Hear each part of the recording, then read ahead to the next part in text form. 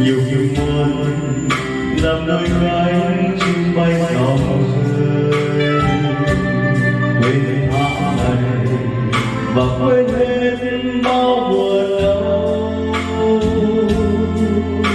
Cầu mong những năm về sau ngày mãi gặp nhau như lúc ban đầu, cho nhau tình đầm ấm chẳng còn cách sao.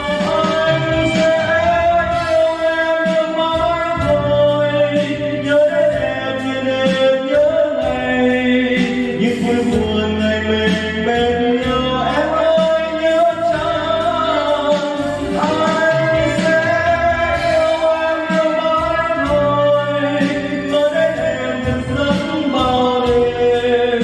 Anh biết rằng ngày mai sẽ đến và ta sẽ mãi luôn có nhau trong đời.